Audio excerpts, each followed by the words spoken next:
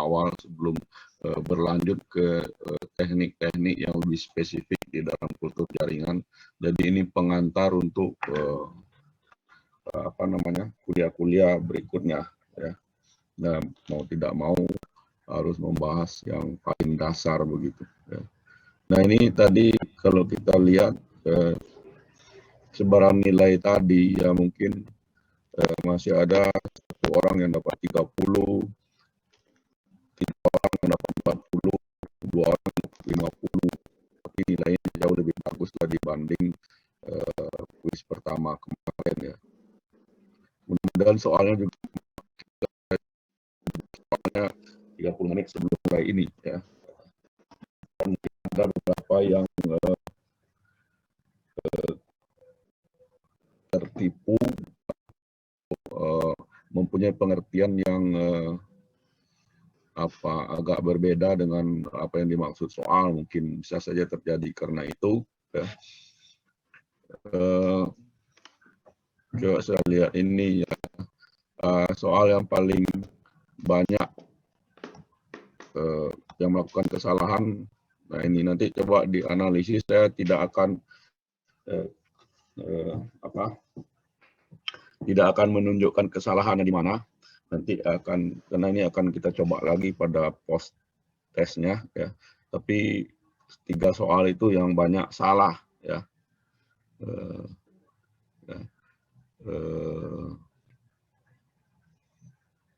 Tapi pasti nanti Anda bisa menjawab. Tapi yang saya inginkan sebenarnya tahu alasannya kenapa itu salah, atau kenapa itu Anda tidak, jawaban Anda salah begitu ya.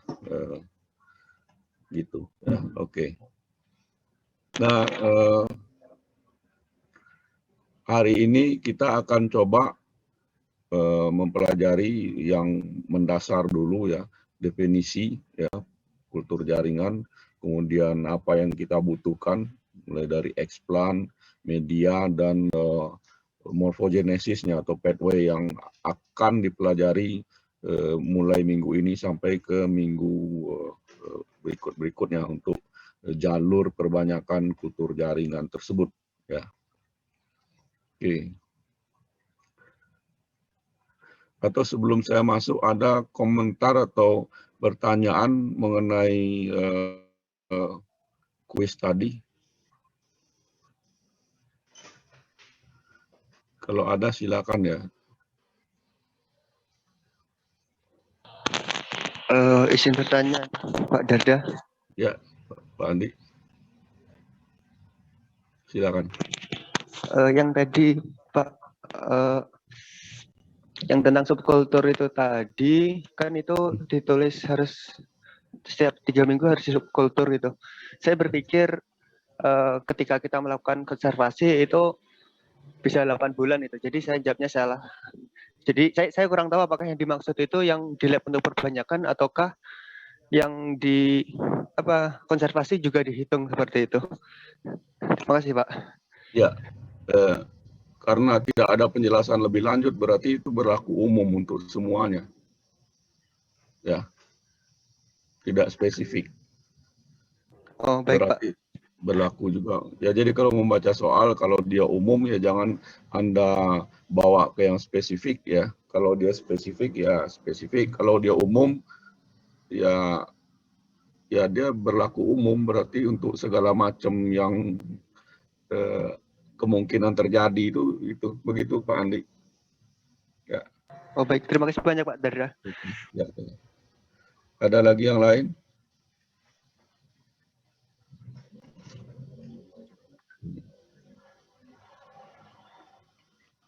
Saya akan tidak membahas soal satu persatu ya, tapi nanti mungkin di dalam penjelasan-penjelasan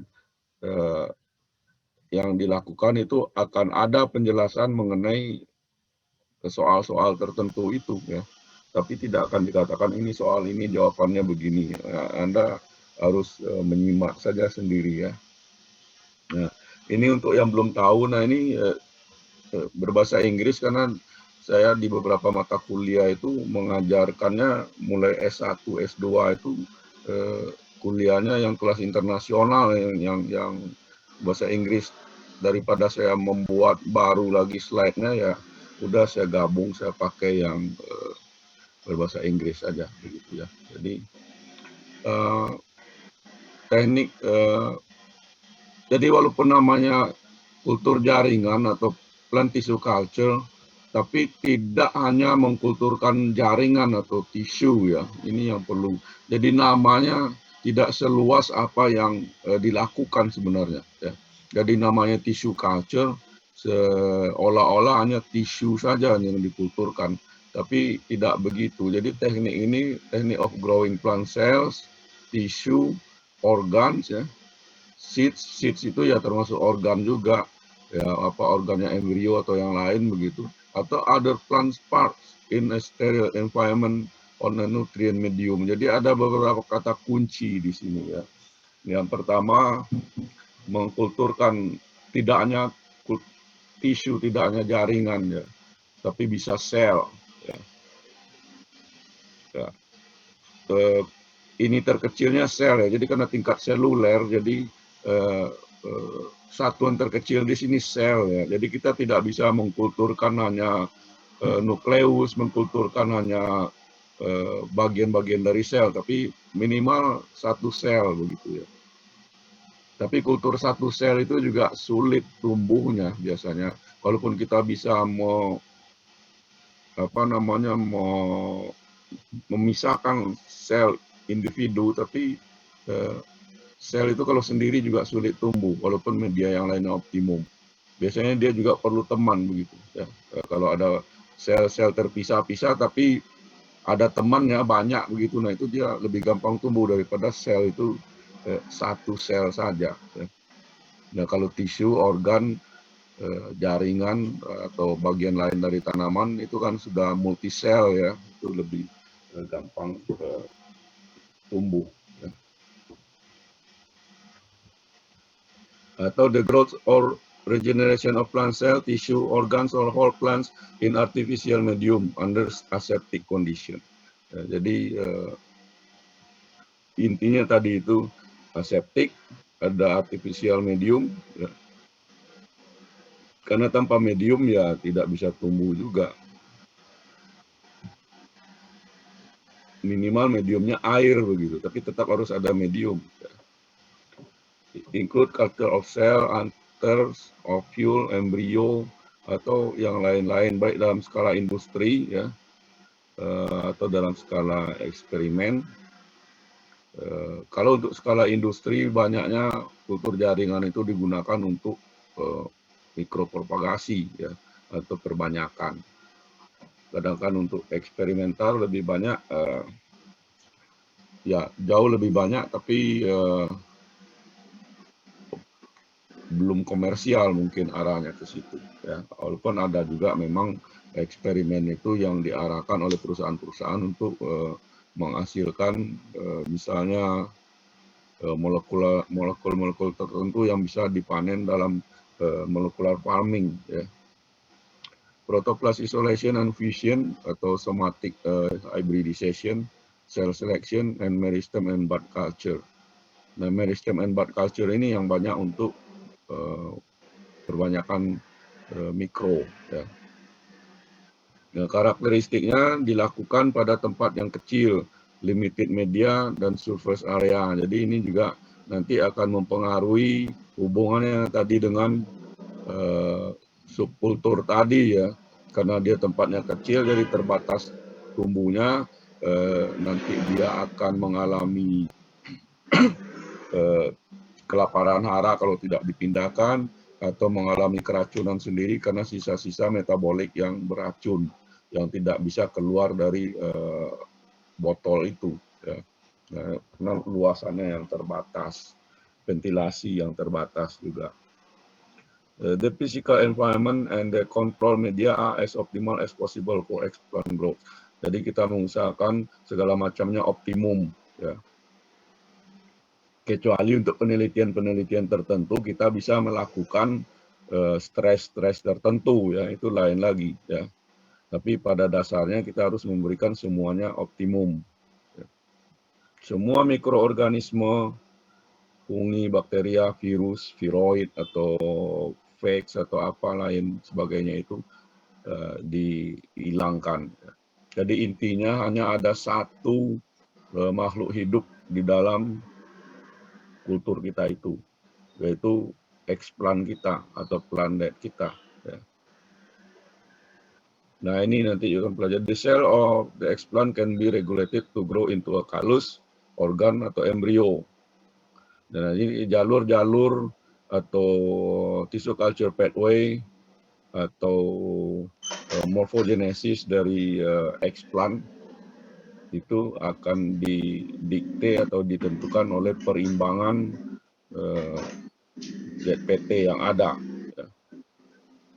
Nah ini umum saja disebut in vitro karena menggunakan tempat yang transparan begitu. Ya. Ini sudah minggu lalu kita bahas, ya penggunaannya pas commercial propagation sudah banyak dilakukan. Kalau di luar negeri banyak digunakan untuk tanaman hias dulunya, tanaman hias, kemudian sayuran. Tapi akhir-akhir ini sudah merambah ke tanaman perkebunan, ya kopi, kakao, karet itu sudah diperbanyak dengan embryogenesis somatik dan sudah menggunakan apa yang disebut bioreaktor. Ya. Jadi secara komersial skala besar tidak lagi pakai botol kultur kecil-kecil seperti di kita itu, tapi sudah pakai bioreaktor. Ya. Jadi mungkin bioreaktor tidak kita pelajari di sini, tapi Anda nanti mungkin dalam praktikum bisa juga mempelajarinya, ya.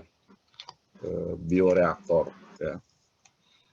Kemudian cloning of rare endangered plants, ya itu bisa cloning menghasilkan tanaman yang jarang dan terancam punah begitu. Ya. Kemudian virus free, ya bisa dengan berbagai teknik kultur jaringan itu, ya meristematic dome culture, kultur dome meristematik, kultur dome meristem itu ya meristem paling ujung, atau nanti dikombinasi dengan termoterapi, krioterapi, atau kombinasi terapi-terapi yang lain. Ya. Fast selection crop improvement ini bisa dilakukan dengan bantuan tentunya marker, ya molekular marker, kemudian dilakukan pada tingkat sel atau pada tingkat somatic embrio, sehingga lebih cepat kita mengetahui kemungkinan sifat yang dibawa oleh hasil-hasil crop improvement itu. Kemudian easier and safer to distribute, ya karena dia steril, jadi bisa dijamin bahwa tidak membawa hama atau penyakit dari suatu tempat ke tempat lain, dibandingkan kalau kita mengirim benih dalam bentuk biji, apalagi stek, apalagi tanaman dengan tanahnya, ya, gitu. Kemudian production dihaploid plants untuk mempercepat pemuliaan, mempercepat mendapatkan tanaman homozigot. Kemudian vehicle for plant transformation atau genome editing, ya. Walaupun banyak yang coba menghindari kultur jaringan, tapi mau tidak mau kultur jaringan merupakan salah satu kendaraan atau jalan untuk memasukkan gen atau melakukan editing dengan CRISPR, Cas9 atau Cas yang lain itu, mau tidak mau ya, lebih mudah, atau kadang-kadang satu-satunya jalan adalah melalui kultur in vitro itu. Ya. Walaupun untuk tanaman-tanaman tertentu bisa saja tanpa itu, ya, tapi terbatas misalnya pada Arabidopsis yang tanamannya kecil, umurnya pendek, berbunga banyak, nah itu bisa tanpa kultur jaringan. Oke, pharmaceutical molecular farming sangat booming sekarang. Kemudian konservasi in vitro, yang nanti juga ada salah satu topik atau minggu pembahasan mengenai konservasi in vitro. Oke. Ini ya sama lah dengan yang kemarin juga sudah kita bahas, ya minggu lalu. Nah, ini juga sudah kita bahas ya. Jadi intinya bahwa setiap sel itu mempunyai totipoten ya, atau total genetik potensial yang bisa diekspresikan kalau diberi kondisi yang suitable atau yang optimum, bisa mengekspresikan dirinya menjadi tanaman utuh. Karena semua gen, semua perangkat genetiknya sudah ada di dalam sel itu. Ya. Nah, tapi tentu tidak semua organ atau jaringan atau sel tanaman bisa mengekspresikannya itu. Ya. Ada sel-sel yang sudah hampir mati, yang sudah senescence. Nah, itu tentu tidak mempunyai kemampuan lagi untuk mengekspresikan totipotensinya itu. Walaupun kita berikan kondisi yang optimum misalnya, ya. Misalnya daun yang sudah menguning begitu, karena sudah senescence. Anda tempatkan pada medium yang optimum dengan ZPT yang optimum pun dia sudah tidak mempunyai kemampuan lagi karena dia memang sudah sekarat begitu. Nah, jadi tidak semua plant cell atau tipoten ya karena alasan-alasan tadi itu ya. Nah, tetapi masih cukup banyak dari tanaman itu yang bisa dijadikan sebagai eksplan untuk mengekspresikan totipotensinya. Ya. Nah, ini kemarin juga sudah kita pelajari dediferensiasi dari sesuatu yang sudah terdiferensiasi duluan dari sel-sel yang sudah terdiferensiasi, sel daun, sel akar atau sel bunga, sel buah, sel anter, sel apalagi begitu yang akan kita gunakan, itu perlu dicuci otak dulu, didiferensiasi dulu ya, menjadi halus ya untuk yang tidak langsung itu. Kemudian dilakukan lagi rediferensiasi atau dimasukkan program baru sehingga dinamanya reprogramming ya, program baru, program ulang menjadi sesuatu yang lain dari asal usulnya. Dari daun bisa menjadi embrio begitu. Nah, ini melalui lompatan dediferensiasi ya, atau kalus. Ya. Walaupun ada yang bisa langsung dari daun dieksplan itu membentuk embrio atau membentuk tunas baru, tapi itu jumlahnya sedikit dan tidak tidak viable lah ya untuk skala penelitian apalagi skala komersial. Yang banyaknya memang melalui dediferensiasi dan rediferensiasi itu. Kira-kira begitu ya. Nah, ini mungkin yang akan kita bahas berikutnya, apa-apa yang diperlukan untuk kultur jaringan ini ya. Yang pertama tentu eksplan yang jelas ya. Eksplan yang akan kita gunakan itu ya nanti akan kita bahas lagi, tentu akan sangat tergantung kepada depend on the types of culture, jalur perbanyakan yang akan kita gunakan ya. Apakah nanti akan kita bahas juga, ada slide-nya atau minggu lalu juga sudah dikemukakan slide-nya, bahwa apakah sekedar multiplikasi tunas samping ya dari eksplan yang sudah mempunyai meristem atau eksplan yang tanpa meristem kemudian harus dirangsang untuk membentuk meristemoid melalui jalur dediferensiasi, rediferensiasi tadi itu. Ya. Nah, itu sangat tergantung itu dan juga dipastikan bahwa jaringan yang berbeda mungkin memberikan hasil yang berbeda, kan mungkin lagi varietas yang berbeda memberikan respon yang berbeda, ya. Umur eksplan yang berbeda memberikan respon yang berbeda. Kemudian asal usulnya apakah dari daun, dari akar, dari tunas samping dan lain sebagainya itu juga akan sangat berpengaruh. Nah, nanti ada lagi kita bahas mengenai eksplan. Kemudian mau tidak mau tentu ada medium ya, growth medium atau media ya, jamaknya media, tunggalnya medium. Nah, ini tadi tentu tergantung kepada jalur tadi, apa jalurnya, kemudian tahap-tahap pertumbuhannya. Ya. Perlu diingat bahwa media itu tidak bisa satu media digunakan untuk segala macam kebutuhan. Ya. Tidak bisa satu media digunakan untuk segala macam tahap pertumbuhan eksplan. Ya. Sama juga tidak semua, tidak apa, tidak ada satu obat yang untuk segala macam penyakit begitu ya. Nah ini misalnya untuk induksi berbeda medianya. Ya. Media itu kan menyangkut komposisi medianya, makro, mikro, kemudian adendumnya yang lain termasuk growth regulatorsnya atau zat pengatur tumbuhnya. Ya.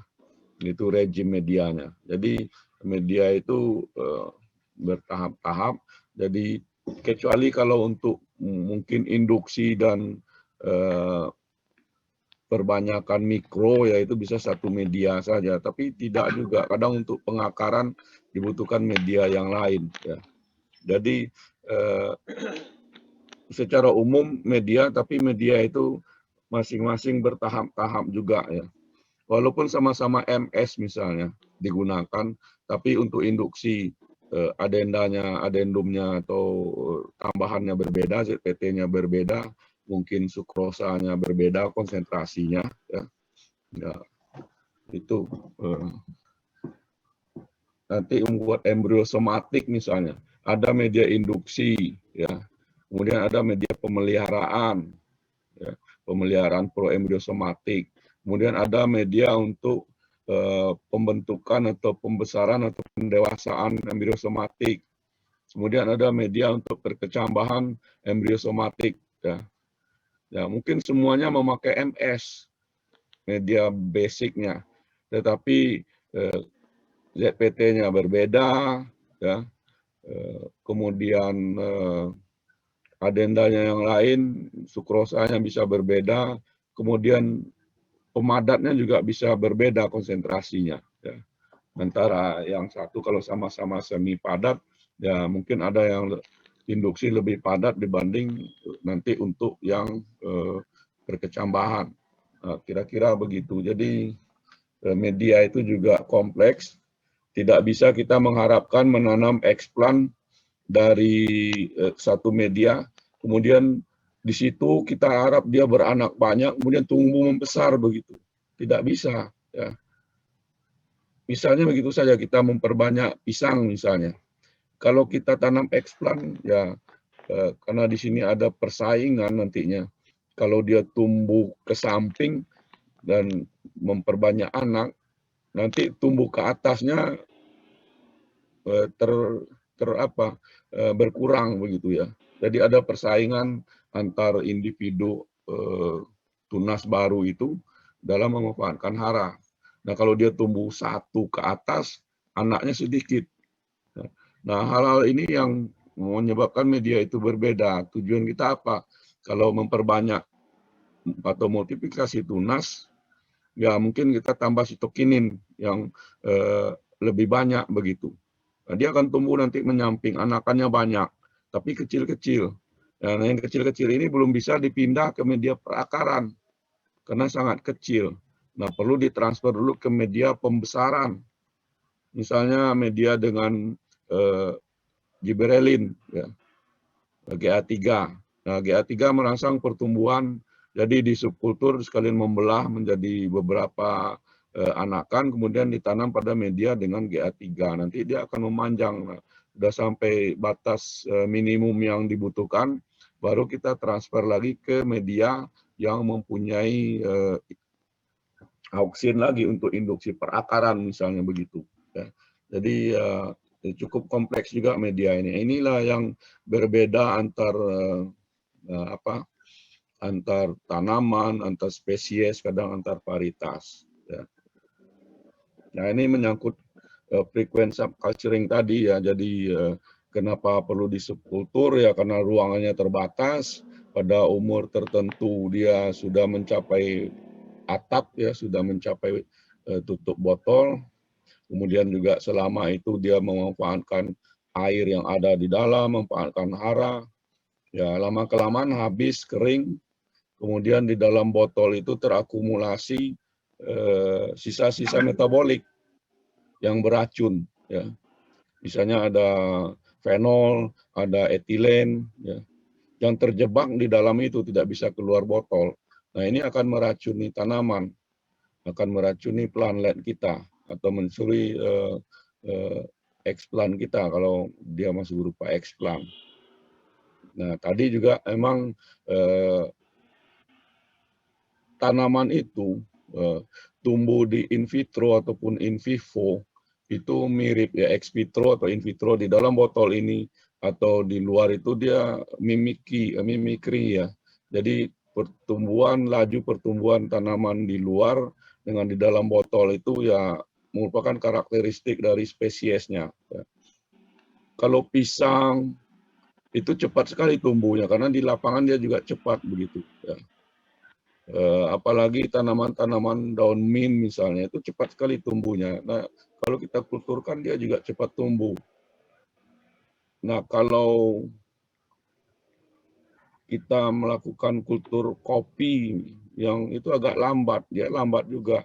Apa kalau manggis, dia jauh lebih lambat lagi karena di lapangan pun dia tumbuhnya lambat begitu. Karena itu sudah dari genetik make up-nya ya, dari kondisi genetiknya, genotipenya yang memang mempunyai laju pertumbuhan begitu. Ya. Jadi tidak bisa juga manggis kita paksa tumbuh cepat-cepat di in vitro begitu, karena memang genetiknya memerintahkan dia tumbuhnya ya begitu lambat, sehingga subkultur itu ya bisa tiap 2 minggu, 3 minggu, 4 minggu, sebulan, 2 bulan, setahun, 2 tahun, atau 3 tahun, tergantung nanti laju pertumbuhannya, kemudian juga apakah kita tambahkan zat penghambat tumbuh dan lain sebagainya itu. Jadi banyak faktor yang menentukan subkultur itu. Ya. Tapi memang tanaman-tanaman kultur jaringan yang biasa dilakukan untuk praktikum, nah ini lebih banyak yang di subkultur 2 sampai 3 atau 4 minggu sekali begitu ya. Kemudian yang paling penting tentu dari semuanya ini tadi memastikan bahwa yang tumbuh atau yang makhluk hidup yang ada di dalam kultur kita itu hanya satu spesies itu, yaitu tanaman kita. Semua makhluk hidup yang lain, jasad renik ataupun yang mikro makro itu harus dihilangkan. Ya, jadi kita harus aseptik atau steril ya. Baik medianya, eksplannya maupun lingkungannya ya, ruang tumbuh ya. Nah, kalau tidak juga nanti berbahaya. Nah, di kita inilah yang menjadi tantangan terbesar di daerah tropis ini, yang mana makhluk hidup itu tumbuh setiap saat ya, atau 24/7 kalau istilah orang kampung saya itu ya. Jadi setiap saat itu 24/7. Tiap jam itu artinya ya, tumbuh terus. Nah, jadi tanamannya tumbuh, hamanya, penyakitnya juga tumbuh, mikroorganisme yang lain juga tumbuh secara terus-menerus kalau tersedia tentu medianya. Kira-kira begitu apa-apa yang kita butuhkan dan apa-apa konsep pertumbuhan secara umum dulu nih. Oke. Apa ada pertanyaan?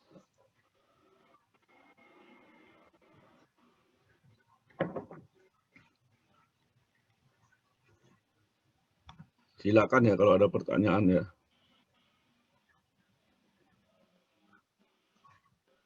Apa saya terlalu cepat, terlalu lambat, atau terlalu dasar?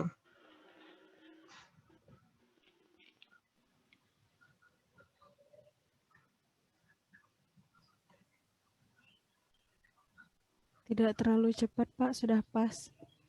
Sudah pas, oke. Sedang, Pak. Sedang, oke. Ya, Pak. Ya, oke. Kita lanjut saja gitu ke uraian dari satu-satu dari apa yang diinginkan atau apa yang dibutuhkan ini ya. Kemudian nanti kesemua ini tentu dibungkus oleh jalur perbanyakan yang diinginkan, ya, atau pathway itu, atau jalur morfogenesis yang diinginkan. Ya. Oke. Nah, explant tadi juga sudah dijelaskan, ini hanya untuk tulisannya saja bahwa plant tissue culture initially tiny pieces, potongan kecil yang explant diambil dari bagian tanaman. Umumnya practically all plants have been used successfully as source of explants. Umum ya, tapi tentu tidak semua, seperti tadi sudah disampaikan, tidak semua bagian tanaman dengan umur yang bebas bisa digunakan begitu. Ya. In practice, the explant is removed surgically, surface sterilized and placed on the nutrient medium to initiate the mother culture. Jadi tujuan utama kita memang pertama menghasilkan atau mendapatkan explant yang steril, ya, steril. Nah, di kita ini yang sangat bisa dilakukan atau yang paling mampu kita lakukan adalah sterilisasi permukaan. Ya. Sterilisasi permukaan dengan berbagai teknik, pencucian dengan air mengalir, menggunakan sterilan yang kuat, yang lemah, yang sedang. Nah, tapi ada satu lagi yang menjadi momok juga bagi kita, yaitu adanya mikroorganisme yang tumbuh di dalam sel atau di ruang antar sel, di dalam jaringan itu atau di dalam organ tanaman itu, yang tidak bisa mati karena sterilisasi permukaan. Nah, cirinya biasanya kalau kita tanam explant itu yang permukaannya sudah steril, tiba-tiba ya medianya juga steril, explantnya sudah kita anggap steril, tapi ternyata steril permukaan saja. Tiba-tiba dalam kondisi ruangan yang steril, media steril, sebulan kemudian muncul terutama bakteri, kontaminasi dari bakteri. Nah, karena itu berasal dari di dalam sel tanaman, bisa keluarnya saat kita melakukan subkultur, ya, biasanya kan kita potong-potong lagi, kita buang sebagian. Nah, pada saat itu yang dari dalam itu bisa keluar begitu. Ya. Nah, ini yang menjadi juga bagi kita. Ya. Jadi explant ini juga tingkat kesulitan mendapatkan explant yang steril itu juga sangat bervariasi sekali. Ya. Kalau biji relatif sudah steril, jadi kita tinggal mensterilkan buahnya saja. Kalau kita buahnya cukup kecil untuk disterilkan dan dibawa ke laminar, ya. Nah, tapi kalau buahnya besar, ya mau tidak mau kita mungkin ekstrak embrio sebagai explant. Ya. Misalnya kita mau kultur durian begitu, ya, dari biji zigotik. Tentu tidak mungkin kita mensterilkan biji, kemudian biji itu yang kita tanam di dalam botol kultur, karena akan besar sekali. Nah, biasanya akan kita tanam adalah embrionya, embrio lengkapnya atau embrio X-nya saja, ya, tangkai embrio atau bagian dari embrio yang kecil.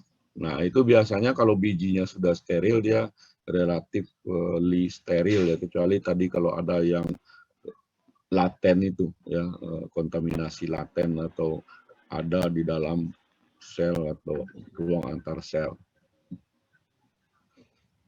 Nah, tujuan kita adalah mendapatkan the mother culture yang akan kita gunakan untuk perbanyakan berikutnya. Nah, ini desirable properties of explants. Karakteristik yang kita inginkan adalah tentu easily sterilizable, jadi mudah disterilisasi. Ya. Ini tergantung pada tempat tumbuh, ya, Kita mencoba untuk pepaya yang tumbuh di lapangan dengan pepaya yang tumbuh di rumah kaca, itu kelihatan jauh bedanya ya. Kalau di rumah kaca relatif lebih sedikit kontaminannya ya. Kemudian untuk tanaman yang tumbuh bagian atas dengan bagian bawah itu juga beda. Maksudnya bagian bawah tanah ya. Kalau kita eksplan kita dari anakan pisang itu sulit itu sterilisasinya karena dia berasosiasi dengan sindikat mikroorganisme yang ada di situ. Ya.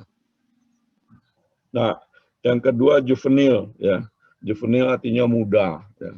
Nah, semakin muda suatu eksplan, ya, muda dalam umurnya, ya, itu semakin responsif terhadap media atau terhadap zat pengatur tumbuh atau terhadap rejim kultur yang kita gunakan. Makanya semakin muda semakin baik. Dan ukuran juga kadang menentukannya. Nah, tapi intinya kalau semakin besar ukurannya, sterilisasinya susah, kemungkinan kontaminasinya tinggi. Tapi kalau semakin kecil eksplan yang kita gunakan dalam ukuran milimeter, kadang itu terjadi lebih mudah terjadinya variasi somaklonal ya, dibanding eksplan yang besar. Ya. Nah, kalau untuk kultur untuk tujuan perbanyakan mikro itu biasanya ukuran tidak jadi masalah ya, ukuran eksplan tidak jadi masalah. Ya, biasanya cukup besar. Karena kalau kecil itu juga mau ekstrak atau mengambil eksplan itu juga menjadi sulit ya. Kemudian growing phase dormant atau responsif terhadap culture ini. Responsif terhadap culture ini ya tentu tergantung kepada bermacam-macam tadi ya, tingkat juvenility-nya ya. Kemudian jaringannya, ada yang jaringan yang memang lebih responsif, ada yang tidak ya. Hubungannya juga dengan umur ya. Semakin tua semakin tidak responsif ya. Ya sama saja, ibarat kita semakin tua semakin sulit belajar. Nah, ini jaringan atau sel atau itu juga begitu ya. Untuk berubah dari satu jaringan menjadi tidak terdiferensiasi kemudian diprogram ulang itu memang perlu sel-sel yang mempunyai kemampuan belajar yang cepat begitu ya, yang responsif. Nah, ini beberapa hal tadi yang sedang tumbuh dengan yang dorman ya. Kalau dorman dia juga ada gen-gen pemeliharanya yang sedang tidur leyeh-leyeh saja. Nah, itu perlu dibangunkan dulu. Tapi kalau sel jaringan organ yang lagi tumbuh ya mungkin dia lebih responsif ya. Kemudian meristematik, PS non meristematik ya. Yang meristematik itu dia tinggal mengekspresikan meristemnya itu ya. Itu terjadi pada kultur pre-existing meristem. Sedangkan yang non meristematik yaitu harus melalui jalur-jalur dediferensiasi, rediferensiasi itu. Ya. Kemudian herba vs woody, ya.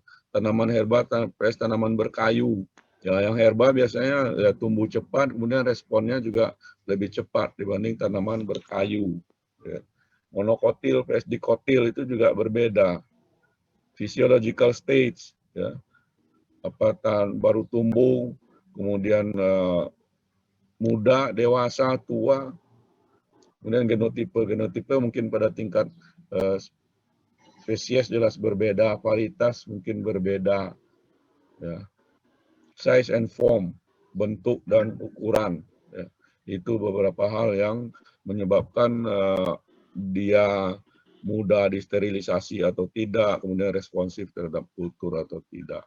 Nah, bentuk-bentuknya ini bisa subtips, axillary buds atau tunas samping, seeds, zygotic embryo, hypocotyl, dari germinated seed, leaf, anthers, dan lain sebagainya. Bisa juga bakal buah atau bunga atau akar ya. Akar banyak digunakan juga untuk kultur eh, hairy roots ya, kultur rambut akar, tapi tujuannya untuk produksi metabolik sekunder atau molecular farming, bukan tujuan untuk perbanyakan ataupun crop improvement ya, tapi lebih ke arah produksi metabolik sekunder. Apa yang digunakan ini akan sangat tergantung kepada jalur yang akan digunakan atau jalur yang akan kita ikuti tadi ya. Tips ataupun notes ya, buku ya, itu banyaknya seperti sudah kita sampaikan minggu lalu itu ya untuk perbanyakan mikro. Oke. Explan. Ada pertanyaan mengenai explan? Saya izin ke toilet sebentar ya.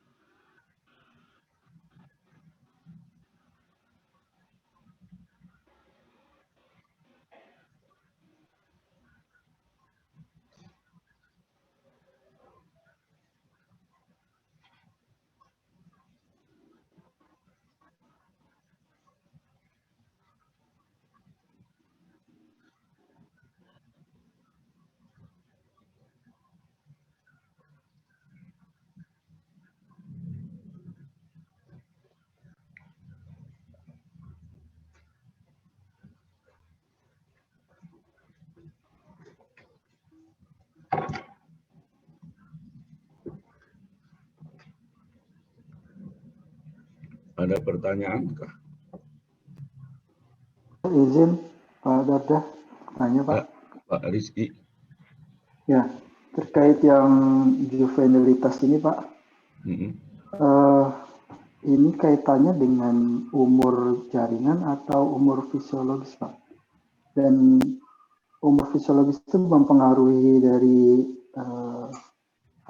merupakan faktor dari keberhasilan dalam pemilihan explan atau gimana Pak? Ya, oke. Jadi juvenil ini hubungannya dengan umur explan itu ya, bukan kan di pihak lain kita juga ada mengetahui tanaman itu ada yang juvenil, ada yang sudah akil balik ya. Tanaman juvenil adalah tanaman yang belum mampu berbunga ya, karena dia belum akil balik, atau dalam istilah budidaya disebut tanaman belum menghasilkan. Nah, tanaman ini belum bisa dirangsang berbunga, itu juvenil itu. Kemudian kebalikannya tanaman yang dewasa yang sudah akil balik yang sudah bisa berbunga. Tapi dalam hal ini bukan itu yang kita maksud juvenil ya.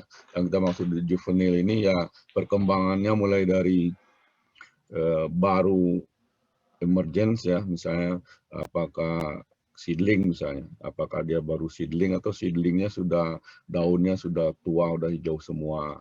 Kemudian kalau tunas samping juga begitu, apakah masih muda atau sudah tua begitu. Jadi tingkat atau stage fisiologis perkembangan dari masing-masing calon explan itu ya. Bukan juvenil dalam artian tanaman muda, kemudian tanaman dewasa yang sudah produktif begitu. Itu tadi Pak. Ya, terima kasih Pak. Ya. Ada lagi? Pak, mohon izin bertanya Pak. Ya, kenapa Tadi kan Bapak menyinggung terkait perbedaan di daerah subtropis dan tropis ya Pak ya, di Ya, mana yang tropis memiliki resiko kontaminasi lebih tinggi. Apakah mungkin Pak selain faktor-faktor ini yang mudah disterilisasi, terus umur muda dan lain sebagainya, ada faktor iklim yang dapat mengurangi resiko kontaminasi Pak? Maksudnya di Indonesia sendiri, kalau di kebun kan tanaman itu ada musim-musimnya gitu Pak. Musim mereka terkena cendawan, musim mereka terserang hama gitu. Apakah itu menjadi faktor juga Pak yang dapat dipertimbangkan Pak? bisa jadi ya. Misalnya musim hujan, itu musim hujan banyak cendawan, banyak penyakit. Ya, jadi mungkin di investasi penyakit atau mikroorganisme penyebab penyakitnya sudah lebih banyak di musim hujan. Ya. Lalu di musim kemarau hama yang banyak, tapi kita kan bisa melihat, mencari mana bagian yang tidak terserang hama begitu. Karena hama lebih mungkin simptom dan makhluknya bisa lebih makro begitu ya. Sedangkan untuk penyakit penyebabnya kan lebih mikro begitu. Bisa saja iklim, kemudian tempat tumbuh tadi ya, antara rumah yang terlindungi, struktur tumbuh, ya, rumah kaca, rumah plastik, atau wilayah tumbuh bisa saja. Di daerah-daerah tertentu yang sudah terpapar, misalnya pepaya, daerah yang sudah terpapar penyakit Phytophthora, ya walaupun kita tanam baru, kemungkinan tanaman kita sudah terinvestasi oleh Phytophthora itu juga perlu dipikirkan begitu. Mungkin untuk menghilangkan itu ya kami coba tanam di dalam rumah kaca untuk eksplan itu. Jadi sangat mungkin Pak pengaruh iklim, pengaruh ya cuaca, pengaruh wilayah tumbuh sangat sangat mungkin sekali. Ya, ya. Baik Pak. Ada lagi? Saya izin bertanya, Pak. Ya Pak Ade.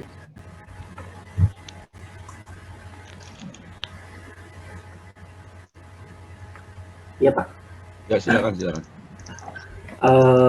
Masih terkait eksplan, Pak ya. Kan selain kontaminasi yang memang sulit, terutama untuk tanaman-tanaman kita yang ada di tropis ini, juga beberapa tanaman, terutama yang herbaceous, itu juga punya kendala dengan kandungan fenolik dan biasanya brooding gitu, Pak.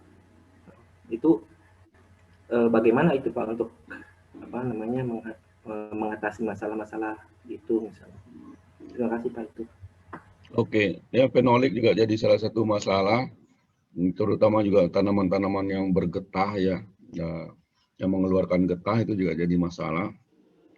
Ini ada teknik-teknik yang mungkin dalam praktikum nanti bisa kita bahas juga ya. Salah satunya misalnya dengan memberikan antioksidan ya. Biasanya kita bisa pakai vitamin C ya. Kemudian ada polyphenol filiridon apa ya namanya untuk mengurangi efek adanya fenolik atau senyawa-senyawa lain yang mungkin mempengaruhi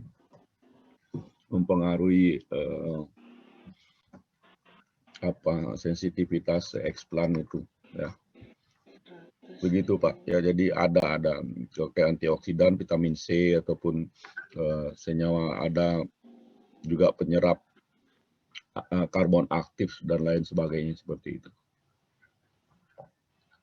Begitu Pak. Ya, terima kasih Pak. Ya. Oke, kita lanjut dulu ya. Kita lanjut sekarang yang media ya. The development of nutrition media for plant tissue and cells culture growing took place in 60s to 70s ya. Jadi mulai booming itu sejak tahun 60-an ke 70-an. Dan sampai sekarang media-media yang kita gunakan itu ya media-media yang berkembang pada tahap-tahap awal kultur jaringan itu. Ya, MS, Gumboard, dan lain-lain itu. Nah ini